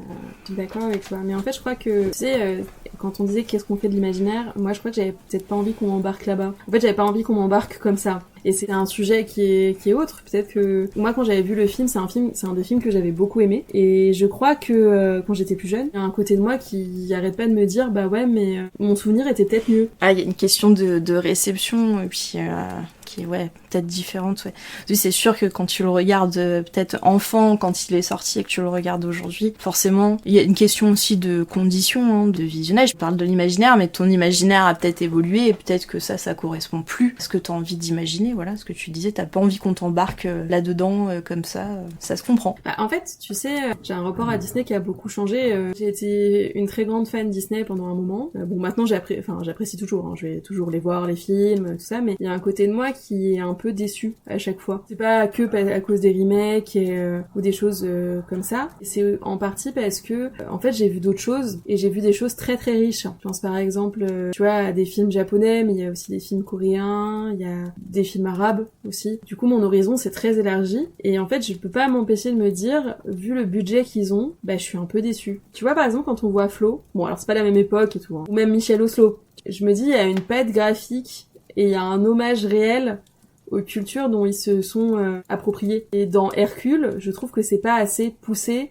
Là où tu vois, par exemple, moi quand je revois encore La Belle et la Bête aujourd'hui, par contre je suis embarquée. Ou La Reine des Neiges. Pourtant ça veut pas rendre hommage à une culture, mais c'est juste, ça la rend mieux à l'écran, au moins. Et du coup, là, quand j'ai revu ce film, c'est quand même la période des années 90 où il y a quand même beaucoup de très bons films Disney. Il y a eu Mulan, il y a eu quand même beaucoup de très bons films. Bah je crois que je m'attendais à un truc encore mieux. Ouais, je comprends. Oui, c'est une question d'attente et de réception. Voilà, après ça outrepasse juste la simple question de qu'est-ce qu'on fait de l'imaginaire. Après, c'est la manière dont le public le réceptionne. Ça, c'est propre après à chacun. Mais ça remet pas en question le travail de création de l'univers qui peut y avoir. Tu vois, c'est ta manière de le percevoir, de le réceptionner, mais ça change pas le travail qui a été effectué. Enfin, je sais pas si t'as vu. Enfin, moi, j'ai jamais vu d'autres films. Ça a quand même marqué d'autres imaginaires, parce que je pense par exemple, alors je connais très mal, mais à Percy Jackson, qui du coup réinterprète aussi, mais il y a un côté un peu très contemporain, parce que alors, je n'ai pas lu les livres, je me souviens du film, et il y a un côté où Hermès gère la société UPS. Après, Percy Jackson avait moins d'attentes. En fait, déjà, c'est pas accroché à un souvenir d'enfance, tu vois, contrairement à Hercule. Moi, je l'ai vu ado, j'avais trouvé ça cool, je m'attendais pas à un truc de dingue. Enfin, tu vois, c'est comme quand tu vas voir un Pixar, j'ai une attente qui est assez élevée. Par exemple, Percy Jackson, moi, quand je suis allée le voir, je me suis dit, bon, bah, c'est un film, ils veulent toucher les ados. Je suis un peu allée dans le même esprit que j'allais voir High School Musical, tu vois. Je sais pas comment expliquer ça. Mais tu vois, je me suis dit, ça reprend la mythologie grecque. Bon, après, ce que j'ai beaucoup aimé dans Percy Jackson, c'est qu'il parle de la dyslexie. Il n'y a pas beaucoup de... Enfin, tu vois, moi je suis dyspraxique. Les handicaps 10 sont très peu mis en avant. Là, pour le coup, ça a été le cas. Et c'était chouette, parce que c'est pas toujours fait. Et ça, j'avais trouvé ça bien. Mais du coup, en fait, j'étais plus dans un état d'esprit de surprise. Là où quand je suis allée voir Hercule, pour du coup le fameux podcast de Max, je me suis dit, non mais j'ai passé un moment trop cool et tout, ça va me rappeler mon enfance, je vais chanter tout le temps. Alors oui, j'ai chanté tout le temps et j'ai pas passé un mauvais moment, mais du coup c'était pas à la hauteur de ce que j'avais projeté. Ouais, mais là, on en revient, c'est des considérations perso. Du coup, il impacte, tu vois, pour en revenir à l'imaginaire, il impacte plus ton imaginaire de la même manière. Ou alors, il ne rentre plus dans ton imaginaire. Et ce qui est marrant, c'est que Max, il avait ressenti à peu près la même chose. Ah, le regard d'adulte, qui bousille tout. Ouais. C'est ça. On a eu un regard d'adulte aigri, je crois. Ouais, c'est pareil, aujourd'hui j'ai plus le même regard sur le film non plus. Je l'adorais quand j'étais enfant, je chante toutes les musiques, je l'aime toujours beaucoup. Je passe toujours un bon moment dessus. Mais tu vois, mon regard, en vieillissant, il a un peu changé. Donc c'est venu beaucoup travailler mon imaginaire personnel, parce que avec ça, je me suis intéressée à la mythologie, à la manière dont on la réinterprète, et pour faire le lien avec du coup mon parcours en histoire de l'art. Du coup, aujourd'hui, j'ai un regard plus artistique sur ce film en particulier. Donc on peut faire ça avec plein de Disney, plein de films d'animation, évidemment plein de films, j'adore faire ça. Mais ce film en particulier parce que il y a des choses qu'on me montre à l'écran que mon parcours universitaire m'a permis de comprendre. Cette scène d'ouverture avec toutes ces antiques qui en plus sont présentées dans leur état qu'on leur connaît aujourd'hui. Il va y avoir des œuvres, il va leur manquer des bras, etc. Évidemment à l'époque il leur manquait pas les bras quand on les a sculptés.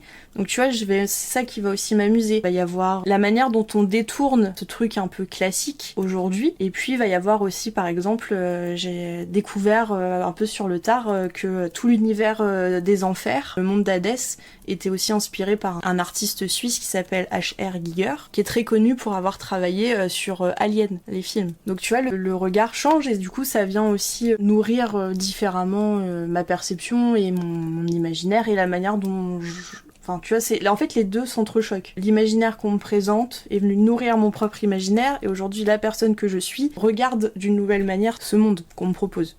Avec un regard aussi qui est plus critique, forcément, en vieillissant, hein, sur plein de choses. La représentation de la femme, par exemple, dans Hercule, est quand même un peu compliquée aujourd'hui. Oui, ça c'est voilà. sûr. Je sais pas si c'était très clair. J'ai l'impression de m'être un peu perdue, mais bah super.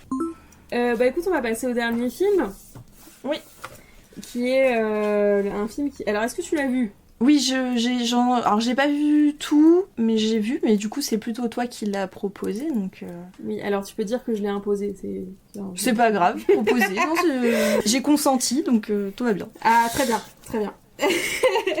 Alors c'est un film qui s'appelle L'Imaginaire. Alors il y a un trait de vidéos de Lapin qui en parle sur YouTube, donc je les mettrai en description. Et elle m'a vraiment donné envie de voir pour le coup. Et c'est un film Netflix qui parle de Roger, qui est un garçon que personne ne peut voir, inventé par Amanda pour partager ses incroyables aventures imaginaires. Et je dirais pas plus. Parce que sinon, en fait, je pense que ça casse beaucoup de choses du film. Moi, c'est un film que j'ai adoré. Je trouvais que, déjà, vu le nom, je vois pas comment on n'aurait pas pu ne pas le mettre dans ce podcast. Toute considération personnelle, moi, j'ai adoré ce film, personnellement. Là, quand je disais que j'aimais bien ce qu'on faisait de mon imagination dans ce film-là, par exemple, il y a une scène avec plein d'imaginaires différents, plein de personnages imaginaires dans la bibliothèque. Et en fait, il y a des formes, il y a des couleurs, il y a plein de choses qui sont incroyables, il y a plein de choses qui sont bien pensées. Par exemple, la bibliothèque d'histoire qui se transforme en paysage avec des livres, en paysage historique. La nuit, le temps de travail qui consiste à s'occuper de l'imaginaire de chacun d'entre nous. La question autour de pourquoi on crée un personnage imaginaire. Enfin voilà, c'est vraiment quelque chose qui est creusé. Je trouve que l'animation personnellement est magnifique. Donc je vous invite à le regarder. Il est sur Netflix. Moi,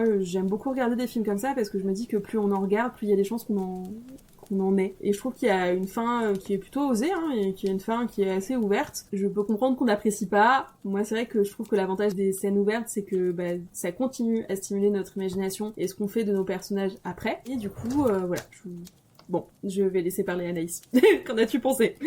Est-ce que tu trouves que ça va bien avec la thématique ? Du coup, ce que je trouve qui est intéressant, c'est que autant les deux autres films nous donnaient à voir un imaginaire, enfin on essayait de nous emmener dans un monde imaginaire, là où on va nous inviter à partager l'imaginaire véritablement d'un personnage. Puis il y a tout un message aussi sur le côté un peu tangible de l'imagination, puisque c'est aussi une condition d'existence. Un ami imaginaire, faut qu'il existe, faut que tu l'imagines, de fait. C'est une autre approche de la thématique, et c'est assez chouette. Puis ça pose aussi plein de questions sur comment on se laisse le droit d'imaginer. Enfin, tu vois, ça peut ouvrir plein de thématiques comme ça qu'on a pu aborder du coup dans l'intro. Comment on imagine et ce qu'on en fait du coup, voilà. Tu sais, ça aborde aussi la question d'avoir son imaginaire pour s'échapper d'un quotidien qui est pas simple, ou d'une période qui est pas simple. C'est ça. Moi, ce que j'aime bien dans ce film, c'est que même à la fin, enfin bon, je ne spoile pas la fin, mais comment se termine le film, les problèmes qui sont exposés par la jeune fille ne sont pas résolus. Par contre, on sait que psychiquement, elle est passée au-delà. Et ça, c'est chouette. Enfin, tu vois, c'est important d'avoir ce message-là. Totalement. Mais ce qui est chouette, c'est que du coup, ça remet en avant le lien intime qu'on peut avoir avec l'imaginaire. Et puis ça remet la personne qui imagine un peu au centre de l'équation. C'est aussi ça... qui est important en fait dans l'imaginaire, c'est ce que nous on en fait. Oui, je suis d'accord et je spoil pas, mais la personne qui a créé l'imaginaire en fait n'est pas au centre du récit, mais par contre elle est toujours présente. Mais c'est ça qui est mis en avant, c'est ce parallèle entre la personne qui imagine et ce qu'elle imagine et le lien qui les unit et comment ça peut t'aider dans ta vie, etc. D'ailleurs, il y a aussi un regard très adulte. Moi, je me suis questionnée aussi, tu vois, alors je sais pas où t'en es rendu dans le film. Je suis pas arrivée à la fin, j'ai pas eu le temps. Mais t'as vu le personnage qui avale les imaginaires ? Oui. Cette personne-là, quand elle met qu'elle avale les imaginaires des enfants et qu'elle les rend déprimés, je me suis demandé s'il n'y avait pas une question autour de l'agression. Alors je sais pas quelle forme d'agression peut y avoir autour des enfants, qui est décrite dans ce film, du moins.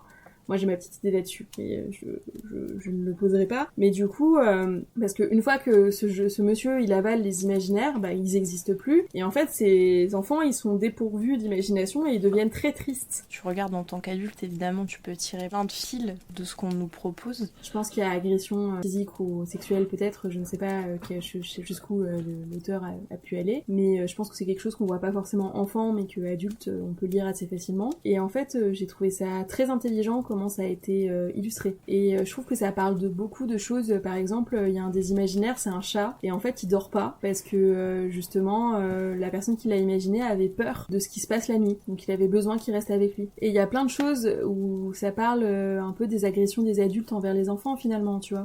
Et il y a aussi d'autres choses que je trouve très chouettes, c'est par exemple, il y a un imaginaire à un moment donné qui devient l'imaginaire de quelqu'un d'autre. Et je trouve que ça parle beaucoup de la transmission. Tout à fait. Mais pour le coup, il synthétise assez bien tous les sujets qu'on a pu aborder, et plus encore pour le coup, c'est quand même très riche. Tu peux aussi voir dans ce côté absorption des imaginaires, au-delà de, tu vois, sans peut-être partir sur des thématiques... d'agression, j'y vois. Tu sais, on en reparlait tout à l'heure, on impose beaucoup aux enfants des choses, et il y a des parents qui, même nous dans notre contexte, même adulte, on va beaucoup nous imposer des images, des choses. Il y a eu aussi des périodes où il y a beaucoup de censure, on empêchait les choses, donc il y a une espèce de contrôle de l'imaginaire, tu vois, sur une thématique plus culture, on va dire. Tu peux aussi voir ça comme ça, on essaye de... un peu te cloisonner. C'est là où tu vois que nos vies d'adultes ont une influence sur notre imaginaire, parce que moi j'ai un vécu de travailleuse sociale et toi t'as un vécu dans des musées, donc forcément moi je peux faire plein, tu vois, genre K-pop Demon Hunter que j'ai vu il y a pas si longtemps, il y a une publication qui va sortir le 10 octobre là-dessus, mais moi j'ai vu plein de références à comment se soigner à des traumatismes. Oui, non, mais forcément, tu vois, c'est comme mon rapport à Hercule aujourd'hui. C'est forcément, c'était ce que je disais, c'est influencé par mes études en histoire de l'art, etc. Enfin, forcément. Mais là où tu vois, je sais que j'avais montré en avant-première ma publication à 2 amies. Il y en a une qui est infirmière, donc elle a exactement vu à peu près la même chose que moi, parce que du coup il y a un rapport aux soins des autres et tout. Et par contre j'ai une autre copine qui est ostéopathe, et elle a un rapport un peu différent aux soins, tu vois. Elle a pas été en structure, elle est à son compte et tout. Et elle, pour le coup, bah elle a plutôt vu, elle m'a dit, c'est très intéressant, mais je pense que t'es allée beaucoup trop loin, quoi. Tu vois. Et après c'est ce que tu projettes aussi toi, hein, c'est sûr. Mais ouais, je vous invite à voir ce film. Déjà il est magnifique, puis en plus t'as des références culturelles. Enfin il y a l'imaginaire de Picasso notamment dedans qui est très bien illustré. Enfin je sais pas si t'es rendu à ce passage là. Je sais, là tout de suite visuellement ça me vient pas à l'esprit. T'es arrivé au moment de la bibliothèque ou pas? Pas vraiment. Attends, je ne sais même plus parce que j'ai regardé ça avant les vacances. Enfin, quand on en a parlé, en fait. Donc, j'avoue que j'ai pas eu le temps de me réactualiser. Okay. Mais je te crois sur parole. Peut-être ça m'a pas sauté en fait, ils ont fait l'imaginaire de Picasso et tout. Et ce qu'expliquait Lapin dans sa vidéo, c'est qu'en fait, par exemple, les animateurs, ils ont tellement adoré animer ce passage qu'ils ont inventé une storyline. Alors que, enfin, tout le monde s'en fout, hein, dans le passage de la bibliothèque. La plupart des gens n'ont pas de storyline. Enfin, je veux dire, on les suit pas. Mais ils ont inventé une storyline pour chacun des imaginaires. Et t'as des personnages qui ont des formes et des images, des couleurs complètement différentes. Là où, par exemple, moi qui ai vu Elio récemment avec, du coup, la partie dans les extraterrestres, je trouvais que j'avais été assez déçue parce qu'ils ont pas de personnages, de formes et tout différentes. Ah oui, l'univers d'Elio est très, très, très pauvre. Oui, j'ai trouvé ça assez pauvre. Donc, laissez de la liberté aux artistes. Après, vous avez des résultats incroyables. Enfin, je veux dire, là, en plus, je crois il me semble que c'est une collaboration franco-japonaise ou franco-coréenne, je ne sais plus. Mais du coup, en fait, vraiment, tu le sens qu'ils se sont éclatés, quoi. Et c'est chouette à voir. Parce qu'ils ont même créé des imaginaires, enfin, du coup, ils appellent ça les imaginaires, les personnages imaginés par les humains, qui ne sont pas dans le cadre. Enfin, je veux dire, tout le monde s'en fout, on les voit pas. Mais ils sont là. C'est ce qui rend le truc tangible aussi, tu vois. Par exemple, en peinture, dans un tableau, le hors-champ est très important. Ouais. Aussi. Parce que si t'arrives pas à t'imaginer ce qu'il y a hors champ, forcément, ça rend moins véridique que tu as sous les yeux. Il faut que tu arrives à l'étendre, à étendre ce qu'on te montre. Et là, du coup, c'est ce qui est super intéressant. Tu vois, si tu dis qu'ils ont imaginé des personnages qu'on voit même pas à l'écran, ça veut dire qu'ils sont allés au-delà et que du coup, ils ont rendu le truc très riche. Enfin, ça le rend tangible, du coup. Et du coup, fondamental aussi pour qu'on y croie. Et de ce que j'ai vu du film, pour le moment, enfin, on y croit, on rentre dedans. Allez voir ce film, quoi. Enfin, je veux dire, il y a 2 films très intéressants sur Netflix d'un point de vue animation actuellement. Récents, hein. Il y en a plein d'autres, hein, mais je veux dire, il y a l'imaginaire qui est trop chouette, et il y a K-pop Demon Hunter qui est vraiment très sympa, quoi. Enfin, pour le coup. Bon, écoute, ça va bientôt faire 2 heures, donc on va passer à la dernière partie du podcast. Alors... Il n'y a pas à être célèbre pour nous apprendre des choses, mais si jamais vous voulez créer la page Wikipédia de Anaïs, voici la seconde partie qui s'appelle Smallipalage, avec 15 questions sous forme de small talk. Alors, est-ce que tu sais ce que c'est qu'un small talk ? Oui, je vois. D'accord. Alors, je vais expliquer quand même un petit peu. Je vais poser des questions à Anaïs, des questions un peu qu'on peut appeler des questions cons, mais qui ne sont pas si connes que ça, et qui vous montrent un petit peu comment Anaïs peut réfléchir, quoi. Et ses envies, ses préférences, etc. Alors, j'ai axé ça sur plutôt le musée, du coup, au vu de ton métier. Très bien. Alors, la première question. Théâtre ou cinéma ? Cinéma. Si tu pouvais apprendre d'un artiste, ce serait qui ? Bah, du coup, je dirais Mark Ryden, Qui est peintre ? qui est peintre. Quel château souhaites-tu visiter ? Le château de Neuschwanstein ? Oula, c'est en Allemagne ? Je ne sais pas comment on dit. C'est en Allemagne. C'est un château sur une falaise, un pic rocheux en Allemagne qui a l'air assez fantastique. Je pense que je l'ai très mal prononcé, mais... Ok, c'est intéressant. Ouais, faudrait que tu pourras m'envoyer la photo. Parce que je t'enverrai ça. Ok, très bien. Quel parc d'attractions souhaites-tu décortiquer ? Epcot. Epcot, aux États-Unis. Epcot. Du coup. Ouais. Quel parc aux États-Unis ? Parce qu'il y en a plusieurs, je crois. Aux US. Ah, c'est à Disney World. Disney World, ok. C'est en Californie ? En Floride. En Floride, ok. Non, je préfère préciser, étant une bite en géographie. Donc voilà. Dans quel tableau souhaiterais-tu vivre ? Oh, c'est dur. Ah, j'y ai jamais pensé. Alors, vivre est un grand mot, mais j'adorerais rentrer dans le tableau Le Cauchemar de Fuseli. Alors, je sais pas à quoi il ressemble, mais déjà, si ça s'appelle le voilà, cauchemar... C'est très étrange. Pourquoi tu veux rentrer dans un cauchemar ? Ce tableau est très... me fascine. D'accord. Et alors, en fait, c'est une jeune femme qui est allongée, et il y a un petit démon sur elle. Je sais pas, ce tableau me fascine, c'est celui qui me vient là à l'esprit, c'est très étrange. Voir cette scène, je sais pas, ça aura un truc un peu étrange, mais j'adore ce tableau. Moi, je serais plutôt rentrée dans un tableau de Gaudi, tu vois. Enfin, dans une sculpture, c'est vitraux, enfin, je trouve que c'est tellement lumineux et chouette. Ok. Je serais plutôt rentrée là-dedans, tu vois. Ah oui, voilà, c'est beaucoup plus joyeux, c'est certain. Quel est ton musée le plus nul que tu as visité ? Et pourquoi ? C'est le musée de Cinecittà, à Rome. C'est un peu un musée semi-abandonné, c'est un peu... Enfin, il y avait toute une partie qui est un peu à l'abandon.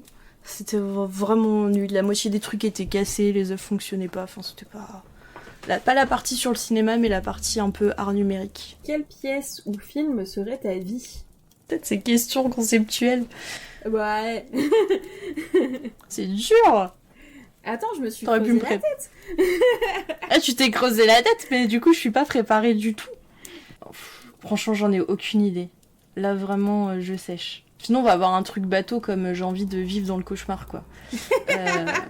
Qui est pas ma meilleure réponse, on va pas se mentir. Non, franchement, je sais pas du tout. Alors, je joue à Disney Dreamlight Valley en ce moment. Du coup, ça a un peu influencé mes questions.